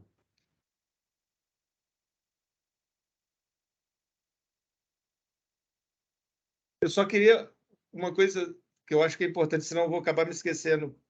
Nesse slide ali que a gente falou, esse conceito é segundo a percepção dos entrevistados, só para alinhar. Tá? Você falou que parece que tu criou um conceito de liderança, parece que tu criou da tua cabeça, mas aí era bom tu destacar isso que a gente combinou. Desculpa interromper, vamos lá. Desconta depois que o VAR está vendo. Não, tranquilo. Da mesma maneira, pessoal, em relação à questão do entendimento sobre soft skills, que é um segundo ponto a ser apurado, né? O entendimento sobre soft skills e a percepção de importância dada pelas organizações em relação a esse ponto em especial das soft skills, né? No ponto de vista dos gestores. Então, aqui também, de novo, há percepção em relação à maneira como foi apurada essas informações de que há um conhecimento por parte dos gestores sobre o tema. Embora, quando a gente vai para a segunda colocação aqui nesse slide, o ponto 5, mostra que as empresas pouco investem, digamos assim, na questão das soft skills. Porém, há conhecimento por parte desses respondentes, porque a gente vê que as pessoas buscam pelo assunto e acabam buscando se inteirar com relação ao que significa soft skills e como aprimorar isso, digamos assim, de uma maneira muito direta, as pessoas vão atrás das informações. Então, assim, o que eu pude apurar é que existe um conhecimento sobre o assunto e de uma maneira muito rica. Foi trazido para mim bastante informação que me permitiu exatamente, com base nessas colocações feitas pelos entrevistados, também formular um conceito de soft skill, né, que era um dos temas ali, um dos propósitos desse trabalho, fazer uma conexão, né, entre a questão teórica de liderança e soft skills. Então, por isso que está aqui na tela, eu só não vou entrar na leitura, porque acaba alongando demais. Bom, com relação ao entendimento, a percepção de importância das soft skills em relação às empresas, né, desses entrevistados. 40% dos entrevistados relatam não haver qualquer tipo de investimento por parte das suas empresas em soft skills. 20% entendem investimento em inteligência emocional como sendo soft skills. Então, ou seja, não há erro aqui, porque a gente entende que inteligência emocional está inserido dentro desse universo de soft skills, mas eles aqui se referem a algo mais específico de inteligência emocional. Então, considerei que sim, considerei isso como um treinamento, digamos assim, por parte das empresas. Se a gente for retirar isso como não sendo soft skill, a gente está falando que 60% dessas empresas não acabam não investindo. Não investindo em treinamento nesse sentido. Então, há uma oportunidade aqui de desenvolvimento até, de repente, de um produto para a gente poder trabalhar com essas empresas farmacêuticas hoje em relação a esse tema em especial. Coloco uma observação no final da dificuldade, né, que o mercado aponta para conseguir mensurar o resultado, o retorno desse tema de soft skills. Né? Há uma dificuldade grande nesse sentido. Porém, a gente também vê alguns estudos recentes mostrando que existem meios de apurar isso sim através de taxas de turnover, produtividade, melhora da comunicação, melhora da relação na equipe. Então, de novo, eu acho que isso está começando a perder força porque existe uma possibilidade aqui de realmente avaliar retorno sobre investimento, né, e não pensar que simplesmente isso pode ser, digamos assim, um treinamento motivacional, como a gente muitas vezes enxerga no mercado, né, quando a gente pensa em soft skills. Tá bom? Freitas, por favor. Bom, com relação à relação de importância das soft skills, que é mais um ponto a ser apurado, né? A relação de importância das soft skills para a gestão das equipes da indústria farmacêutica. O que basicamente esse gráfico está trazendo para a gente aqui, pessoal, e isso foi obtido através de uma pergunta bem clara e específica, na tua percepção como gestor, o quanto soft skills pesa para ti na tua gestão com a equipe, quando a gente compara com hard skills. Porém, é importante dizer que aqui a minha ideia não é confrontar uma coisa com a outra. Eu entendo que as duas habilidades devem seguir juntas. Se tu tem um profissional digamos assim, com soft skills muito bem apuradas, mas não é muito forte tecnicamente, a gente tem uma perda significativa desse profissional, com certeza. E o inverso também é verdadeiro. Então, aqui não é uma confrontação, mas, de fato, aqui o objetivo era entender, na opinião desses líderes, o que significa soft skills se a gente for pensar de 0 a 100, o quanto isso pesa na tua mão de obra. Então, a gente teve um dado aqui que basicamente aponta que soft skills tem um peso de 60% nessa linha, quando a gente compara com hard skills, que tem um peso de 40%. Então, soft skills realmente aparece aqui para a gente como sendo apontada no sentido de ser mais importante na condução das equipes do que hard skills, nesse sentido. Freitas, por favor. Ainda exatamente nesse ponto, né, da relação de importância das soft skills para a gestão das equipes da indústria, eu aproveitei o momento para tentar entender quais soft skills, portanto, eram essenciais para esse segmento, para esses gestores. A gente vê na literatura alguns nomes importantes, como Robles, né, que fez um estudo muito parecido nesse sentido, com um número bem maior de executivos, mas não num segmento em especial como eu tive a oportunidade de fazer. Então, procurei apurar junto a eles, né, exatamente isso, quais eram as soft skills essenciais para esses líderes. Então, dali a gente extraiu basicamente 3 soft skills por entrevistado, sendo que 15 destas eram diferentes entre si. As soft skills mais prevalentes, portanto, foram empatia, para 5 desses entrevistados, habilidades interpessoais para 4 desses entrevistados, inteligência emocional, resiliência e confiabilidade para outros 3. Da mesma forma, procurei apontar se existiam soft skills essenciais para os liderados desses líderes. E aqui sai uma colocação que fica mais clara, que com certeza para esses profissionais que estão na linha de frente do médico, que é o cliente final, né, tentando fazer com que exista ali uma influência para uma prescrição, ou seja, para a venda final, habilidades técnicas pesam mais, como técnicas de comunicação, expressão corporal e por aí vai. Mas, sem dúvida nenhuma, que aqui também existem soft skills importantes que, somadas às habilidades técnicas, podem trazer um melhor resultado. Foi isso que foi apontado no estudo por mim. Existe também, dentro do meu estudo aqui, uma relação de soft skills essenciais para liderados. Eu só não trouxe para cá porque não era o objetivo principal, a gente está falando aqui das lideranças. Bom, a pandemia também trouxe uma importância bastante grande para o tema, né? Com acréscimos percebidos tanto para líderes como para liderados. Né? Então, aqui conduzi exatamente a mesma linha de pesquisa, digamos assim, quais soft skills foram mais prevalentes apontadas por vocês durante o cenário de pandemia. E aí saem ali uma gama de soft skills, e eu trouxe as principais, que foram a adaptabilidade, empatia, resiliência e trabalho em equipe. Ressaltando que essas soft skills apontadas aqui não necessariamente foram somente para os gestores, para os líderes, mas sim para líderes e liderados. Isso também está bem claro no trabalho, na tabela que eu monto, apontando essas soft skills que foram apontadas a quem se destina. Se líder, liderado, somente líder, ou para liderados. Por favor, Freitas, pode seguir. Bom, com relação à contribuição da pesquisa, portanto, no campo teórico, eu acredito que foi feita aqui uma revisão conceitual dos temas de liderança e os principais construtos de liderança. Eu fiz um apanhado, busquei fazer um apanhado, né, bastante atual também. A Patrícia tinha feito essa observação durante a qualificação, e realmente então eu procurei trazer coisas mais novas para dentro do processo. E eu acho que realmente essa etapa me parece que foi bem interessante. Eu acho que serve como base para outras pesquisas dentro dessa área, quando a gente for buscar, quando a pessoa quiser fazer uma pesquisa nessa área, for buscar alguma coisa de liderança ou de soft skills. Então, acho que o material está bem apanhado nesse sentido.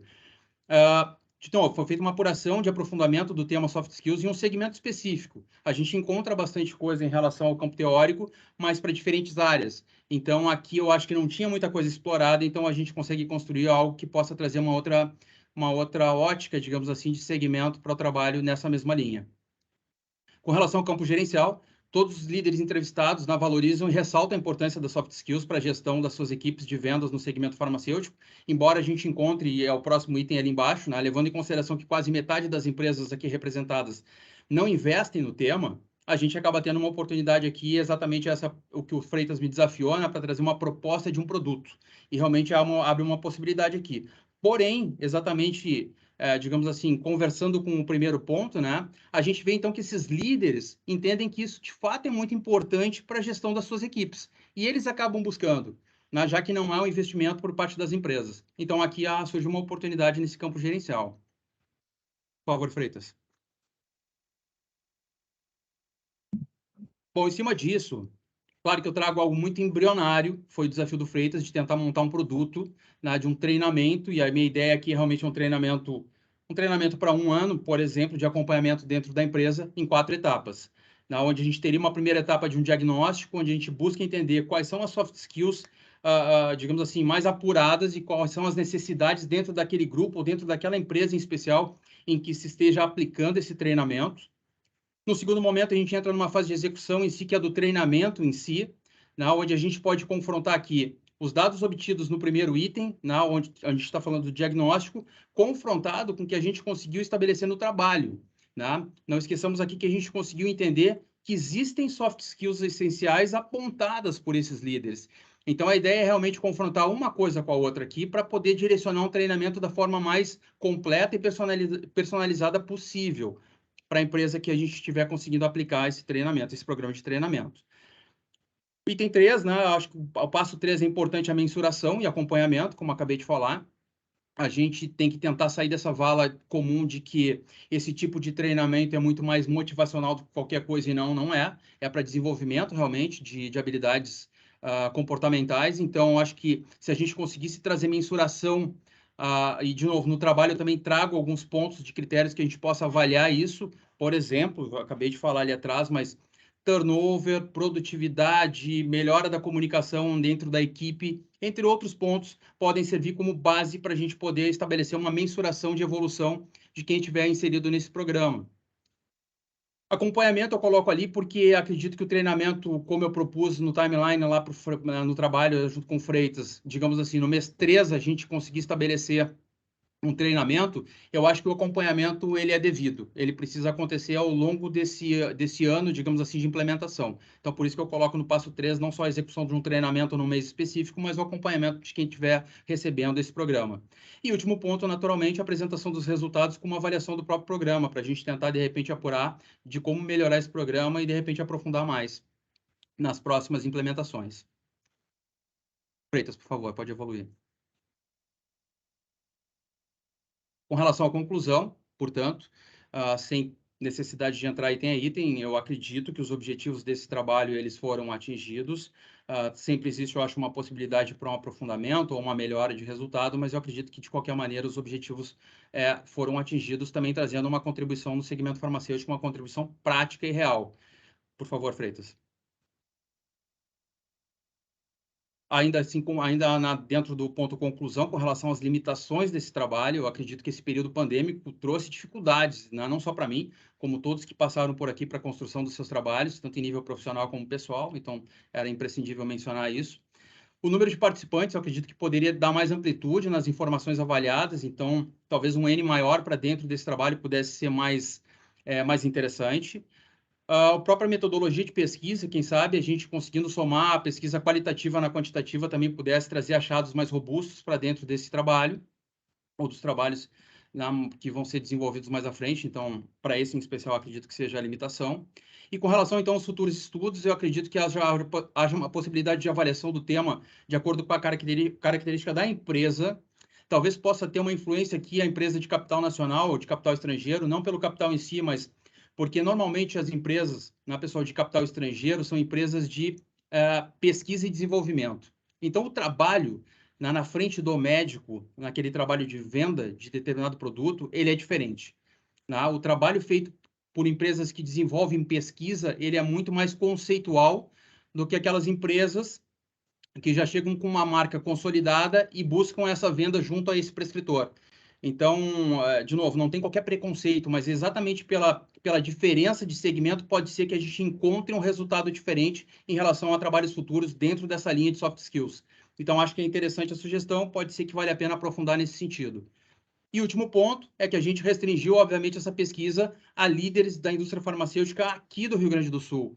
Então, entendo que se a gente ampliar isso para outros lugares, talvez a gente possa ter influências, até mesmo talvez culturais, em relação à questão das soft skills, que vale a pena a gente examinar. Então, eu acho que esses 2 pontos aqui podem ser interessantes para uma avaliação. Outros pontos também podem ser apontados aqui, né, pessoal? Até mesmo, de repente, o desenvolvimento de uma pesquisa para tentar apurar alguma coisa mais a nível de resultado, mensuração. Então, existem N oportunidades de desenvolvimento futuro com relação ao assunto. Freitas? Aqui eu só trouxe as principais referências, já indo para o final. E o último ponto, Freitas, por favor. Eu agradeço a oportunidade. Perfeito. Vamos lá, vamos abrir se alguém tiver algum comentário. Quanto tempo deu aí, Freitas? Não sei se deu para mensurar. Teve as paradas, eu perdi as contas aqui. A gente vai ter que ser breve aqui, porque tem o Gustavo também, para a gente não extrapolar muito. Tá bom. Bom, Fábio, eu vou nesse teu trabalho, assim, não fazer comentários porque eu estou numa imbricada ética, eu faço parte da tua banca, né? Claro, é verdade. Então, verdade. Não penso que esse seja o momento para eu fazer comentários, assim, né? Mas qualquer sugestão é super bem-vinda, viu, para melhoria, por favor. Fica à vontade. Depois eu vou te passar algumas observações da apresentação ali para te ajudar. Obrigado, Freitas. Vou dar só um comentário assim bem rápido, tá? Um detalhe. Eu acho que tem algumas questões, Fábio, de fundo que preciso discutir melhor, assim, tá? Principalmente naquele teu objetivo de que tu disse que vai conceituar liderança e soft skills. Vou te adiantar, então, uma pergunta que eu vou te fazer na banca, assim. Em que os conceitos que tu traz avançam em relação ao que já existe na teoria, né? E como que eles se fundamentam, assim. E o outro comentário que é bem detalhe, mas eu acho que tu pode dar uma olhadinha nisso, eu acho que não tem por que tu apresentar em percentual teus dados, porque tu tem um universo de 10 pessoas e eu estudo qualitativo. Então, vai ser bem pontual. Tá bom, e só obrigado. Mais uma terceira fala, para não me avançar muito mais na banca, mas eu acho que eu já te falei isso lá na qualificação, eu retomo aqui um pouco, né? Tu apresenta como estilos o que não são estilos de liderança, tá? São abordagens, são correntes teóricas ali que tu acabou apresentando. Mas não me alongo, tá? Acho que depois ali tu pode... acho que tem outras oportunidades para a gente rever e discutir melhor o teu trabalho. Vou passar a palavra aí para quem está no nosso grupo assistindo. Tá bom, obrigado, Patrícia. Pessoal, rapidamente, se alguém tiver alguma dica, alguma sugestão. Fábio, assim, uma coisa que eu senti falta, assim, até, assim, tipo, uma melhor... Ou eu não peguei, desculpa, no início, que eu estava aqui um pouco, tá? Mas um conceito de soft skill. O que mais, o que é, o que não é. Essa distinção, assim, eu senti falta, assim, para poder seguir no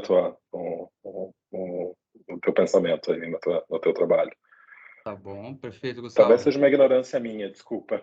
Não. Eu procurei trazer alguma coisa conceitual com relação à parte de fundamentação teórica, e aí depois exatamente o que a Patrícia estava dizendo, né? Eu acabei formulando, com base nas colocações dos entrevistados, um conceito, né, de soft skill que eu acabei não lendo, naturalmente, para não estender demais, mas obrigado pela observação, talvez valha a pena chamar mais atenção para esse aspecto. Tem razão. Uma questão, Fábio, assim, aproveitando coisas que de repente tu tem como reverter ali, né? Mas assim, veja que soft skills, talvez tu tenha que trazer mais evidência do quão acadêmico é essa expressão. Porque o que há de mais fundamentado na academia é o conceito de inteligência emocional, né? A soft skills, ela acabou sendo uma nomenclatura a posteriori. Então, acho que isso tu pode clarear um pouco mais, inclusive, na tua apresentação, né? O que há de conceito fundamentado no campo teórico é o conceito de inteligência emocional. Perfeito.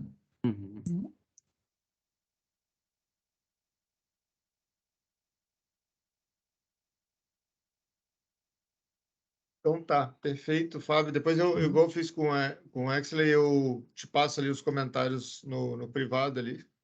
Fechado, para tentar te ajudar. O importante é tu, de repente, essas questões aí que a Patrícia trouxe, que o pessoal comentou, tu refletir, e aí depois eu te passo mais alguma sugestão aí para incrementar aí. Fechado. Tá? Beleza, show de bola. Gustavo, os últimos serão os primeiros. Acho que do Gustavo vale um comentário, né? Tanto o trabalho do Fábio, que apresentou agora, quanto do Wesley, foram trabalhos já em banca final, né? Então, nesse momento, o trabalho do Gustavo ele é mais a apresentação de uma prospecção de pesquisa, de um projeto de pesquisa. O Gustavo, diferente do Fábio e do Wesley, ele está indo para a qualificação, ele ainda não tem as coletas de dados de campo, o que a gente entende que ainda é o momento mais importante, porque é aqui que é possível a gente fazer ajustes de rota e poder ter contribuições importantes para ajustar a pesquisa em si mesmo, né? Isso é legal, estou vendo que tem gente da UNRV aí, então vocês em breve também vão estar passando por isso, né? Então a pesquisa, o projeto ele vai parar ali na metodologia, vamos dizer assim. Então, acho que essa é uma boa oportunidade também. Posso tocar a ficha? Então tá, vamos lá então na minha pré-banca de qualificação, né? Gente, por favor, preciso de vocês, todos os comentários são muito bem-vindos. O título do meu trabalho, então, é Mulheres que Amam Mulheres, né? Os desafios de inclusão das mulheres lésbicas e bissexuais no ambiente de trabalho. Meu nome é Gustavo Hart da Rosa, minha orientadora é a excelentíssima, queridíssima, poderosíssima professora doutora Patrícia Martins Fagundes Cabral. Seguindo, tá? A contextualização do meu trabalho, né? Dentro das leituras que eu fui fazendo, eu encontrei um artigo, né, do Irigaray e da Freitas, esqueci o nome agora, o primeiro... Hã? Esther Freitas. A Steph, é isso.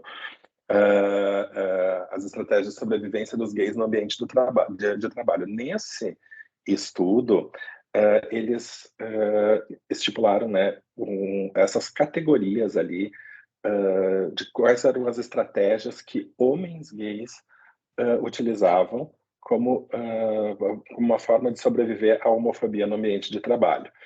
Então, assim, a primeira diferenciação que foi feita é pegando ali assim todas a questão de ser assumido ou não. Quem é assumido em todas as dimensões no trabalho e na família, existiam dois papéis que foram identificados: o papel do gladiador, que é quem é que vai para o enfrentamento, quem é que vai contra as manifestações de homofobia. Um outro papel, o pacificador, que ele tenta não evitar conflitos, ele fica inerte a essas situações, tenta ficar inerte, né?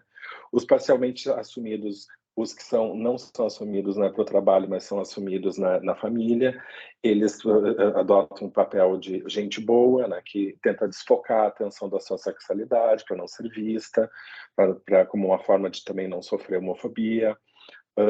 Outro é o super-homem, aquele que tenta desfocar também, investindo na competência profissional, é o super profissional, é o cara que faz tudo pela empresa. Os não assumidos, aí existe o papel do machão, né, que é a imagem de um homem rústico e muitas vezes com comportamentos homofóbicos, inclusive.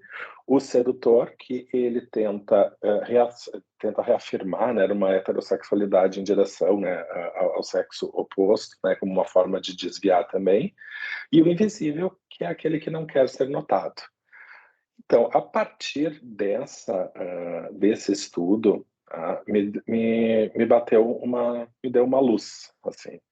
Eu pensei, poxa, mas sobre o homem tem, né? Ou sobre homossexuais masculinos tem. E as mulheres? Né?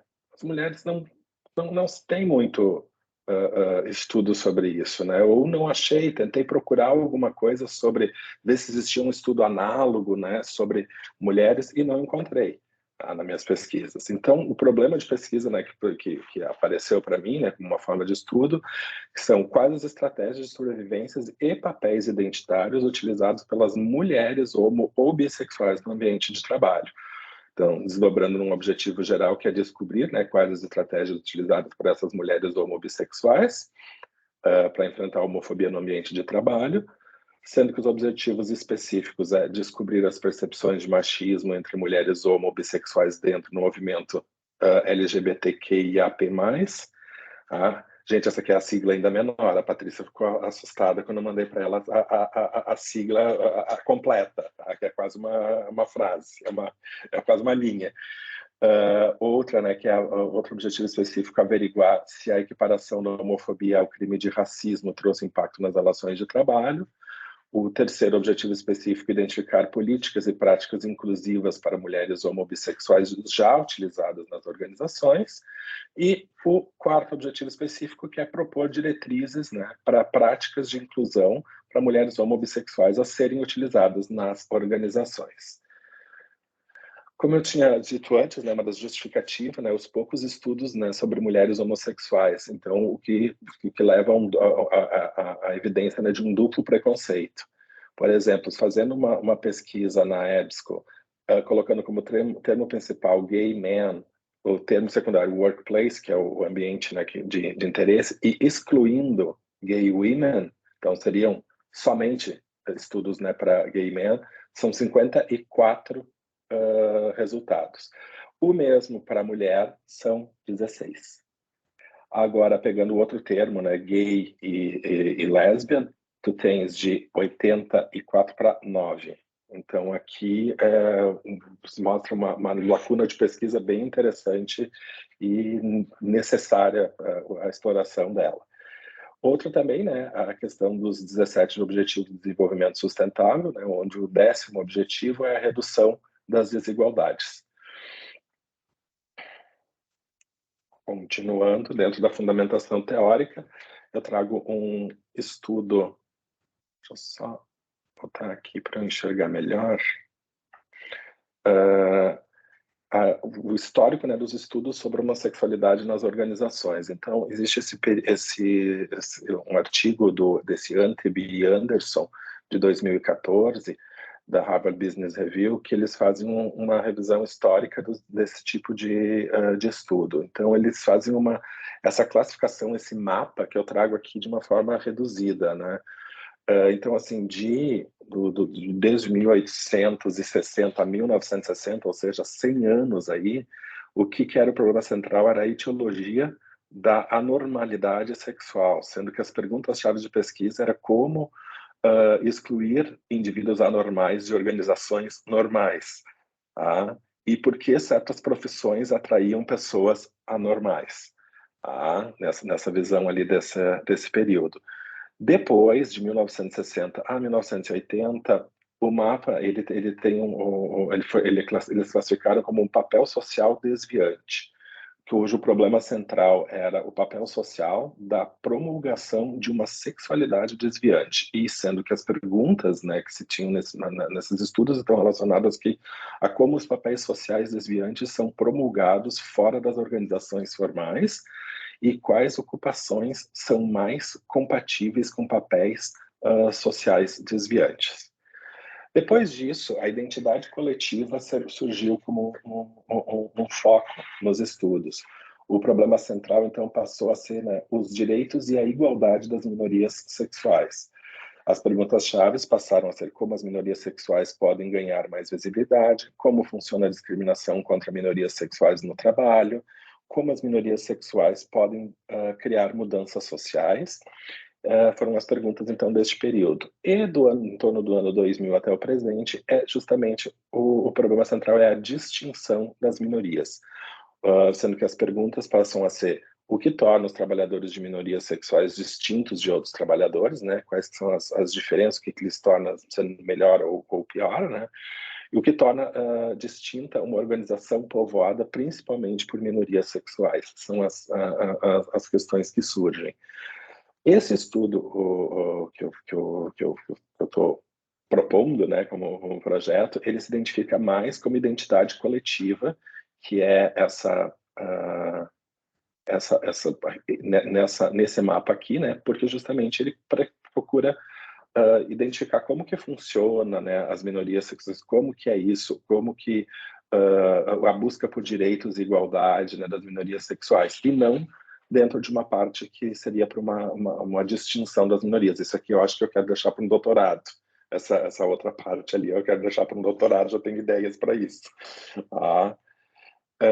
Seguindo, então, na fundamentação teórica é importante a gente falar, então, sobre o que é expressão de gênero, identidade de gênero, orientação sexual e sexo biológico. Ou seja, o que é toda aquela sigla e aquele monte de coisa que está em voga, que as pessoas falam, que as pessoas questionam, para que tem tudo isso, agora inventaram cada dia uma letra diferente. Na verdade, não, na verdade isso sempre existiu.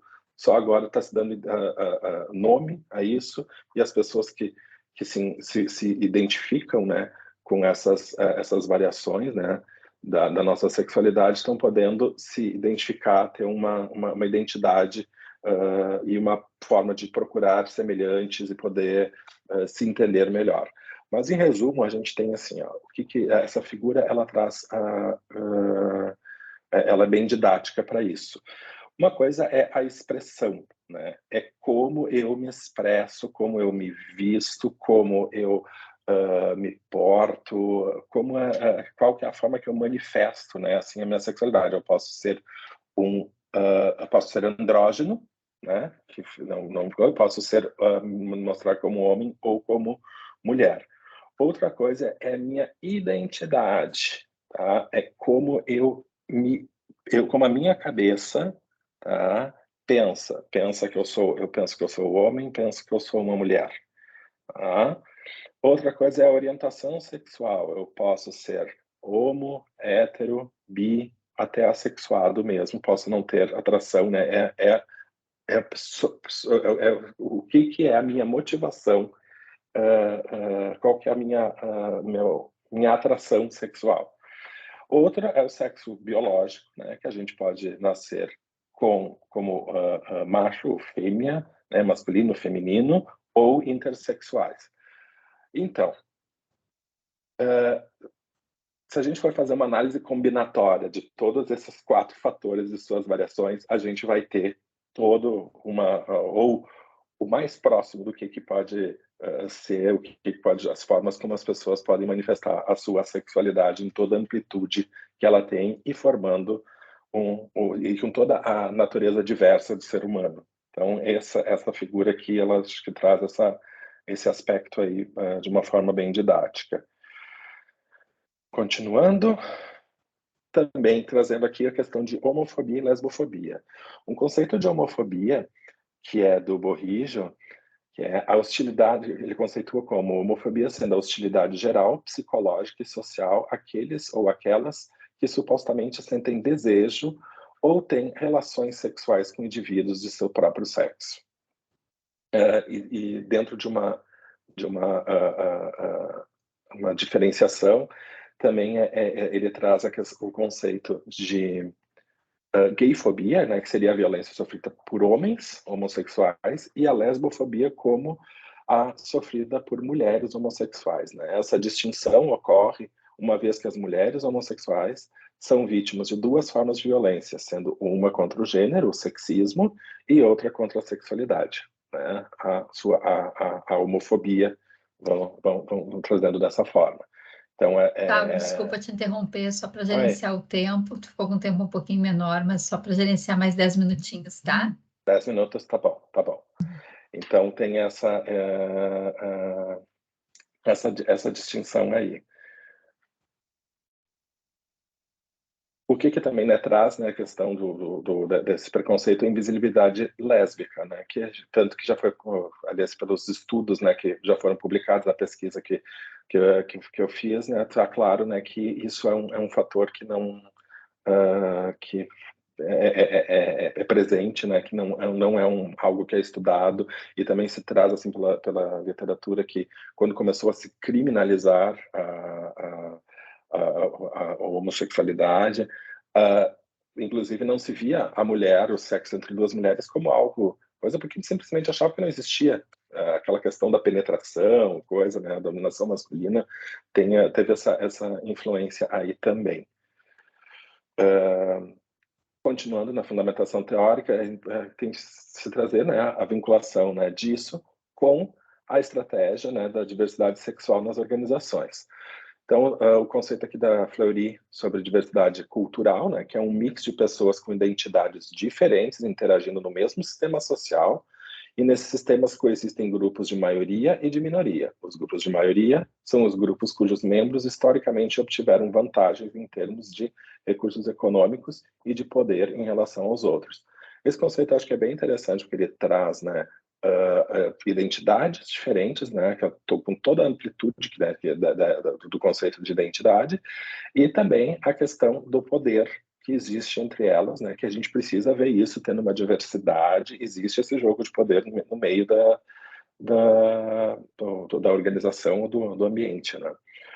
E o Vanderlei ali, ele traz que o diferencial, né, das organizações está nas pessoas, né, ou seja, garantem um diferencial competitivo, embora muitas das organizações ainda não estão sabendo criar, né, aproveitar, né, utilizar dessa distinção frente aos seus concorrentes. O que traz também uma forma da importância do estudo dentro das diversidades para justamente avançar nesse sentido.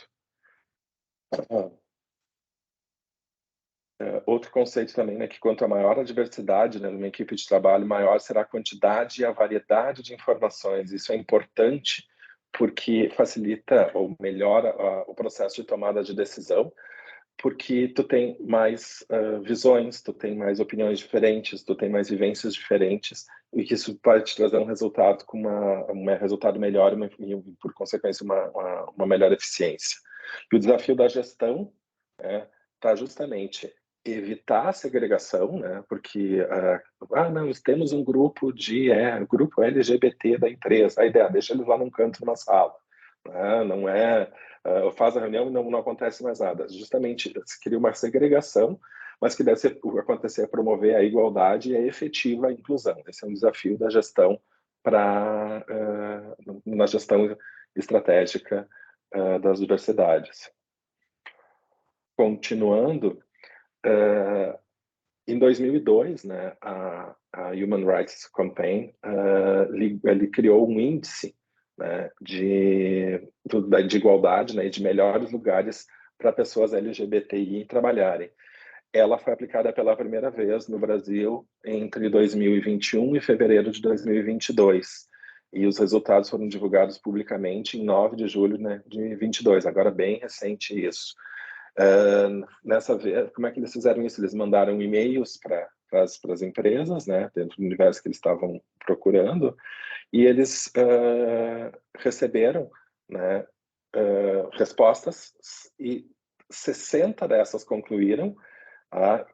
Então, vamos lá, 60% concluíram, levaram a pesquisa até o final, e 38%, né, considerando ali 64%, que é próximo, 38%, obtiveram a pontuação máxima e receberam, digamos, o selo, de uma outra forma, assim, o ISO, né, uma forma de validação, de certificação, como sendo uma empresa, né, com um bom índice de igualdade, como das melhores empresas, né, para LGBTI trabalhar. Continuando, a metodologia. Vai ser uma pesquisa e abordagem qualitativa, com caráter exploratório fenomenológico, pois que ela pretende aprofundar, né, as relações, processos e os fenômenos. A etapa de coleta de dados, a primeira vai ser entrevistas em profundidade com profissionais mulheres, bi ou homossexuais, através da técnica de snowball, né, por se tratar de um público que muitas vezes está oculto, não é de fácil identificação. Também entrevistas em profundidade com os gestores de equipes, né, que possuem integrantes não heterossexuais, né, que foi até para ampliar, né, essa amostra, né, essa possibilidade, aproximadamente 10 também. Depois de feito essas duas etapas, realização de um workshop com as pessoas, né, com as entrevistadas da etapa 1, né, que uma das partes lá da etapa 1 é justamente identificar essa vontade ou essa intenção de participar de um workshop, seria em torno de 6 a 10 pessoas, né, para essa etapa aí. Opa, acho que eu pulei um.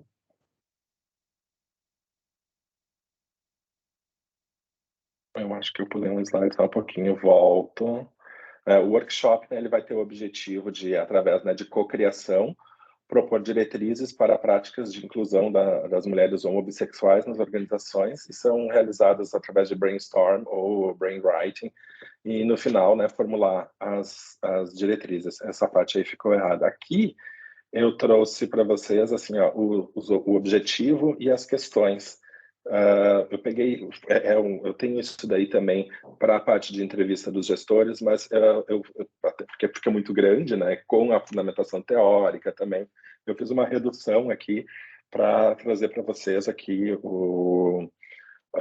cada uma, né, das perguntas e a vinculação com os objetivos. Então, com o objetivo de descobrir, né, com os entrevistados, a forma, né, como se manifesta a sua sexualidade e a história profissional, a primeira pergunta é se poderia me contar como foi a tua trajetória profissional e a trajetória de construção da identidade sexual afetiva. E se observa conexões entre a trajetória pessoal e a profissional. A segunda pergunta, né, é como você expressa a sua sexualidade na família, entre amigos, no trabalho e em demais círculos de convivência que frequenta. Gustavo, Oi. eu acho mais importante a gente parar e ouvir os comentários, porque senão a gente daqui a pouco, né, tem uma evasão total no grupo, justamente por causa do horário, né? Mas eu acho que já deu para te apresentar, pelo menos em grandes linhas, a proposta do teu projeto, e agora ouvir, então, os comentários e principalmente as sugestões, porque como tu ainda não foi para a qualificação, toda a sugestão é bem-vinda, né? Sim. Professor Freitas. Beleza. Eu vou tentar resumir aqui algumas sugestões, que eu tenho aula às 7 aqui com o pessoal da UNRV, mas eu consigo conversar aqui um pouquinho, tranquilo. Se quiser parar de compartilhar aí, Gustavo. Isso. Uhum. Gustavo, meu consultor para outros assuntos. Assuntos imobiliários. Bom, Gustavo, primeiro, assim, legal te ver aqui, chegando nesse momento, acho que é super importante, né? Sem dúvida nenhuma. Acho que é uma construção, é difícil a gente tirar as nossas ideias, né, da cabeça para colocar no papel, acho que é bem bem legal tu trazer um tema assim que eu acho que é super relevante. Eu vou tentar te passar alguns olhares assim que eu só com base na tua apresentação, tá? Não li o texto, então não posso falar com propriedade. O que eu acho que seria importante na tua contextualização você se baseou, pelo menos no meu ponto de vista, bastante naquele estudo da minha xará lá, tá?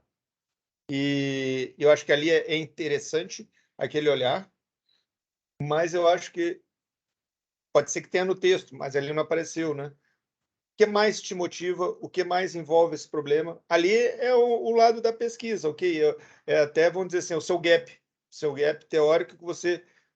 Não o gap, porque ali foi um outro estudo, mas aquilo ali te deu insight para a tua pesquisa.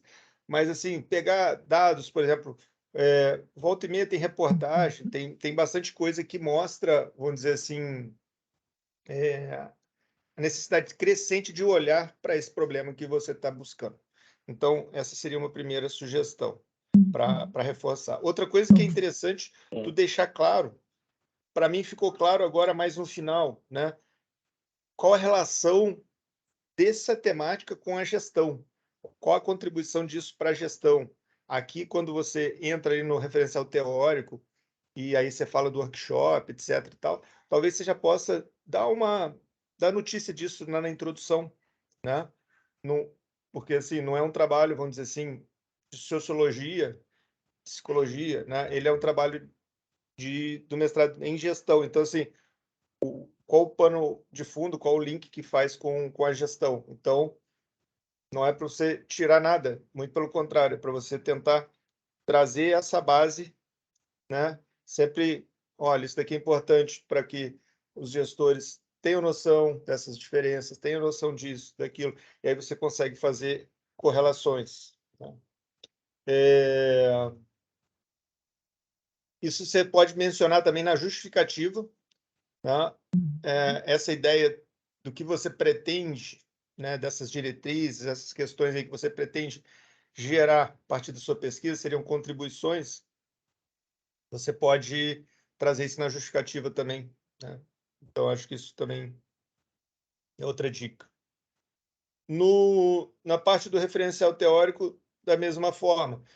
Acho que aí a ordem dos tratores não altera o viaduto, mas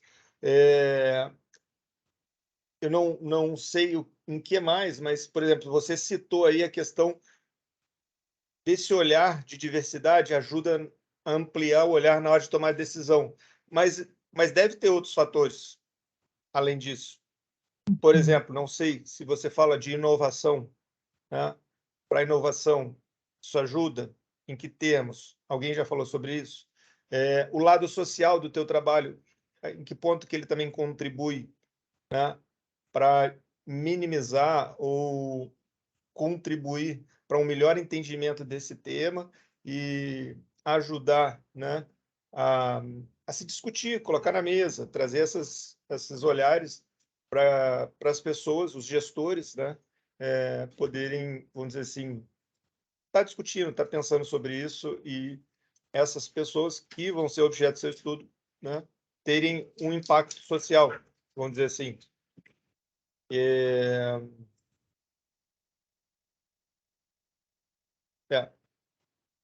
Basicamente com relação à introdução e fundamentação teórica. Quanto ao método, eu acho que está ok para esse momento, acho que está ok, né? Eu acho que talvez você possa até só explicitar que primeiro tu talvez fazer um desenho ali, uma explicação, que primeiro tu vai fazer a parte da coleta de dados, vai analisar para depois fazer o workshop. Pelo que eu entendi, é isso, né? Então, tu quer gerar insights para fazer workshop, talvez você possa montar um slide assim, mostrando o passo a passo, o que vocês pretendem. É importante ter um cronograma. Eu participei de uma banca que... Eu sei que às vezes o cronograma o pessoal fala que é meio pro forma, mas tem banqueiro que exige, né? Então não custa fazer um cronograma e mostrar ali, né? Acho que é isso, sim, que me salta aos olhos. de uma forma bem geral. Não sei se faz sentido, se quiser comentar alguma coisa. Não, faz sentido, sim. Total, muito obrigada, Freitas. Assim, eu fico te escutando e lembrando assim, que desde o início essa busca por falar mais do contexto da organização, né, Gustavo? Aos poucos ela vai gerando sentido, e eu acho que eu vi isso antes da banca, é um bom empurrão, assim, né? Bem importante. E todas as demais observações que o professor Freitas faz, né? Só acho que está bem mapeado aqui uma coisa que também me dei conta de destacar mais a importância de submeter ao comitê de ética, né? O teu trabalho em especial, ele é vulnerável, ele precisa. Sim.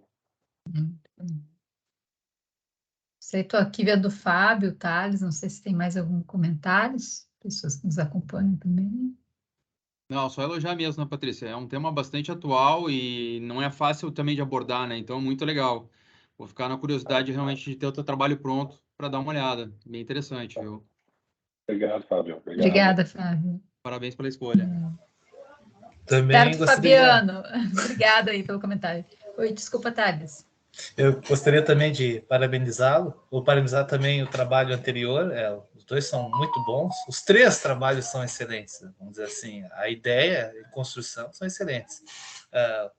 Principalmente esse último agora sobre comportamento. É interessante sob um ponto de vista moderno, né? Essa questão assim. Porque, claro, é uma coisa específica, é um assunto diferente, né? Ainda mais de apresentação, como a gente está acostumado aqui em gestão de pessoas. Então, provavelmente deve haver limitações, por isso que seria interessante essa ideia aí da comissão de ética, até para ter uma questão aí legal, importante, muito importante isso. Sobre o anterior lá de soft skills, muito interessante, vai ser diferente, seria adaptável aí para construir também outras produções, artigos interessantes, porque aborda outros contextos. É interessante os trabalhos que vocês estão apresentando aqui no grupo essa tarde e noite, e creio eu que eu humildemente vou utilizar também em outras produções. Agradeço por essa oportunidade que vocês estão nos dando. Obrigada, Thales, e nós que agradecemos estar aqui junto discutindo, né? É o espaço para isso mesmo, para a gente poder se debruçar sobre aquilo que estamos procurando contribuir, né, para a academia, mas dentro de um viés prático também, que é a identidade aí do nosso mestrado profissional, sobretudo, né? Professor Freitas, eu sei que tem aula, né? Já que tu abriu, eu assumo aqui o papel de fechar esse grupo por hoje, né? Agradecendo demais assim aos nossos mestrandos, Wesley, Fábio, Gustavo, por virem apresentarem seus temas, né? Se abrirem esse espaço de troca de ideias, de construção e de reflexões e de recomendações para melhoria, né? Sobretudo para melhoria deste ofício que é fazer pesquisa, né? Aqui no nosso país. E pesquisa vinculada à aplicação às empresas.